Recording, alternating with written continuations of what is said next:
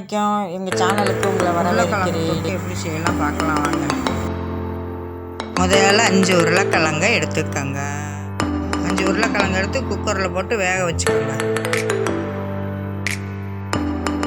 2 tumbler தண்ணி ஊற்றி குக்கரை மூடி வச்சுக்கோங்க. தேவையான பொருட்கள்: தக்காளி 2, வெங்காயம் 1, கொஞ்சோண்டு கொத்தமல்லி தழை. வெங்காயத்தை பொடிசாக நறுக்கி வச்சுக்கோங்க. இப்படி நீளமாக நறுக்கி வச்சிங்கன்னா தான் நல்லாயிருக்கும். ஒரு மண்சட்டி எடுத்து அடுப்பில் வச்சு எண்ணெயை ஊற்றி ஸ்டவ்வை பற்ற வச்சுக்கலாம். செக்கில் ஆட்டினா தேங்காய் எண்ணெய் இருந்தால் கொஞ்சோண்டு ஊற்றிக்கோங்க. சிறிதளவு சோம்பு போட்டுக்கோங்க, கடுகெல்லாம் போடக்கூடாது. இப்போ நம்ம பொடியாக நறுக்கி வச்ச வெங்காயத்தை போட்டு வதக்கிக்கிறலாம். நல்லா செவக்க வதக்கிடலாம். கொஞ்சோண்டு கருவேப்பிலை போட்டுக்கோங்க.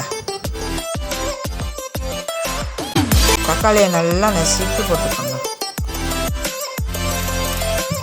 சிறிதளவு உப்பு போட்டுக்கோங்க. 2 பூண்டு இருந்துச்சுன்னா தட்டி போட்டுக்கோங்க. இப்போ நல்லா கிளறி விடுங்க. 1 ஸ்பூன் மிளகாத்தூள் போட்டுக்கோங்க. 1 ஸ்பூன் தனியாத்தூள் போட்டுக்கோங்க. கொஞ்சோண்டு மஞ்சத்தூள் போட்டுக்கோங்க. நல்லா கிளறி விடுங்க. தண்ணி எதுவும் ஊற்றக்கூடாது. நல்லா வதங்கினதுக்கப்புறம் உருளைக்கிழங்கு நறுக்கி வச்ச உருளைக்கிழங்க போட்டுக்கோங்க. நல்லா நறுக்கி வச்ச உருளைக்கிழங்க போட்டுக்கலாம். போட்டு நல்லா வதக்கிக்கலாம்.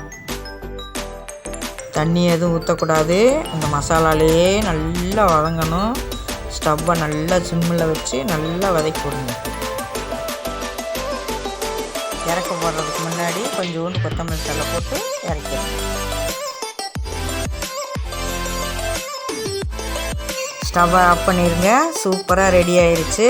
இது நல்லா ரசம் சாதத்துக்கு, சாம்பார் சோத்துக்கு, சப்பாத்திக்கு, பூரிக்கு நல்லா தொட்டு சாப்பிடலாம். இந்த வீடியோ பிடிச்சிருந்ததுன்னா லைக் பண்ணுங்கள், ஷேர் பண்ணுங்கள், சப்ஸ்கிரைபும் பண்ணுங்கள் நம்ம சேனலுக்கு. இன்னும் தேவையான இன்ஃபர்மேஷன் வேணும்னா. தேங்க்யூ ஃபார் வாட்சிங்.